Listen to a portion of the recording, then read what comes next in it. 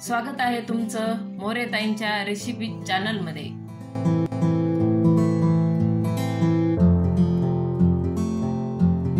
चला तर मग व्हिडिओमध्ये पुढे जाण्याआधी बेल आयकॉन दाबून चॅनलला सबस्क्राइब करा आणि सुरू करा मोरेताईंसोबत आजची ही चवदार रेसिपी बनवायला। नमस्कार मंडळी, सध्या कैरीचं सीझन चालू आहे। आत्ताच आपण कैरीची चटणी बनवलेली। आज आपण कैरीपासून एक नवीन रेसिपी करणार आहे, ते म्हणजे कैरीचं पन्ह। आता आपण कैरीचं पन्ह बनवणार आहे, त्याचे साहित्य बघून घेऊ। ही एक कैरी घेतलेली आहे, मी स्वच्छ धुवून घेतलेली आहे। त्याच्यासाठी गूळ घेतलेला आहे, तर आपण कैरीच्या नुसार गूळ टाकणार आहे। कैरीचं गर जेवढा येईल तेवढा आपण गूळ टाकणार आहे, वाढवू किंवा कमी करू। आणि थोडंसं चवीनुसार मीठ घेतलंय, थोडी विलायची आणि कलरसाठी हळद घेतली। नाही टाकली तरी चालते, पण आपली घरगुती हळकुंड दळलेली हळद आहे। आता आपण हे कैरीचं देठ काढून घेऊ आणि आता याला खिसून घेणार आहे मी, आणि याचे बारीक बारीक तुकडे करणार आहे। हे असं यानं खिसून घेणार आहे, वरचं सालपट काढणार आहे। आपण आता कैरीला छिलून घेतलं आणि असे बारीक बारीक तुकडे केले। तर ही कैरी मधली बी आहे ती काढून टाकली आणि हे असे छोटे छोटे तुकडे केले। आता आपण याला शिजून घेणार आहे। आता गॅस पेटवून मी कैरी या भांड्यात टाकली। आपल्याला थोडंसं पाणी, कैरी बुडण इतकं पाणी टाकायचं। कैरी बुडण इतकं पाणी टाकलं आणि आता याला आपण शिजून घेऊ चांगलं मऊ मऊ। आणि तुम्हाला कुकर मध्ये करायचं असेल तर अखंड कैरी पण त्याच्यात वाफून घेऊ शकता, एका शिट्टीमध्ये होते। पण मी आता एकच कैरीचं करायले, तर हे असं फोडी छोट्या छोट्या करून याच्यात शिजून घ्यायले। आता आपण पाणी टाकून घेतलंय, आता याच्यावर झाकण ठेवून याला शिजून घेऊ। शिजलंय आता हे एकदम असं मऊ। आणि आता आपण याला थंड करून घेणार आहे। असे बारीक बारीक तुकडे केले ना तर पटकन शिजते मोठ्या तुकड्यापेक्षा। तर असं करायचं नाही, तर जास्त करायचं असेल तर मग तुम्ही कुकर मध्ये एक शिट्टीमध्ये पूर्ण कैरी टाकली तरी गाळ शिजते। आता आपण याला थंड करून घेणार आहे। आता कैरीचं गर पूर्णपणे थंड झालेला आहे आणि असा मी वाटीत काढून घेतला। आता ही गर आहे ना, एवढी वाटी, पाऊण वाटी, तर आपल्याला पाऊण वाटीच गुळ घ्यायचा आहे। जर तुमची पूर्ण वाटी भरलेली असेल तर पूर्ण वाटी एक गुळाची घ्या, म्हणजे सारखं प्रमाण येते। आता आपण हा मिक्सरच्या भांड्यामध्ये हा गर टाकून घेऊ कैरीचा।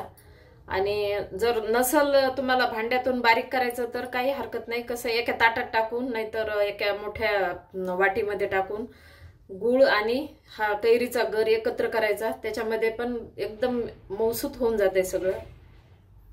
पण हे असं पटकन आपल्याला विरघळून घ्यायचंय। आता आपण गूळ टाकून घेऊ,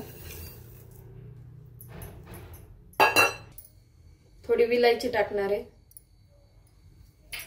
आणि मीठ टाकायचं। शेंदे मीठ घेतलंय मी चवीनुसार, कोणतंही साधं मीठ टाकलं तरी चालतं। आणि थोडी कलर येण्यासाठी हळद, हळद पण माझी घरचीच आहे, हळकुंड दळून घेतलेली। आता आपण याला बारीक करून घेऊ मिक्सर मधून।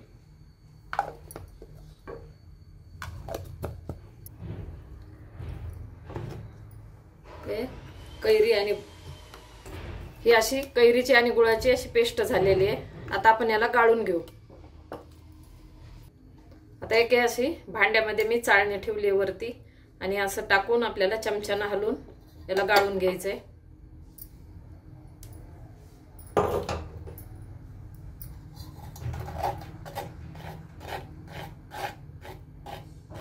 ते पूर्ण मी गाळून घेते।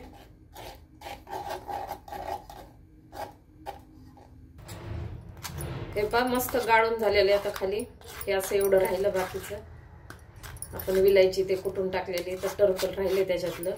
बाकी गर मस्त खाली बारीक मऊसूत पडलेला आहे आणि वास आता सुंदर यायला लागला। याचा वास येताच असं वाटायला कधी पण प्यावा म्हणून। आणि आता खूप कडक उन्हाळा आहे ना, तर उन्हाळ्यात हे असं एक कैरीचं म्हणलं, एका कैरीचं आपण तर आता हे 4-5 ग्लास होतील।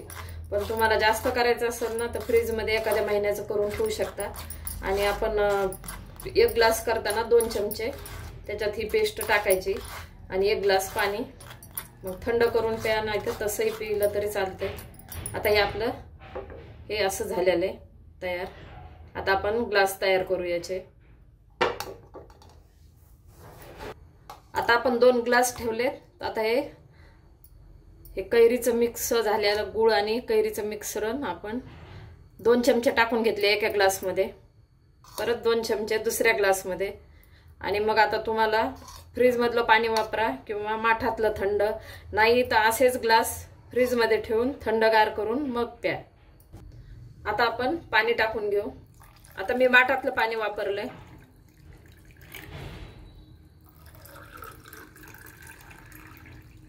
तुम्हाला खूप थंड लागत असेल तर तुम्ही फ्रीजमध्ये ठेवून नंतर पिऊ शकता. आता आपण याला मिक्स करून घेऊ.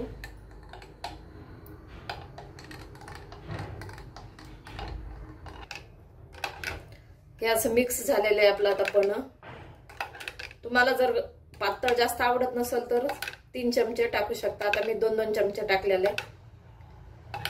छान झाले पन्ह. आता एकदा नक्की माझ्या पद्धतीने असं ट्राय करा आणि कसं झालंय ते कमेंटमध्ये मला सांगा.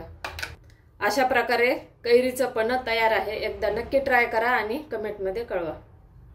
तुम्हाला हा व्हिडिओ आवडला असेल तर लाईक करा आणि अशाच प्रकारच्या चवदार आणि चमचमीत रेसिपीसाठी सबस्क्राईब करा आणि कमेंटमध्ये कळवा तुम्हाला कोणत्या रेसिपीज बघायला आवडतील. पुन्हा भेटूया एका नवीन रेसिपीसह एका नवीन व्हिडिओमध्ये. धन्यवाद.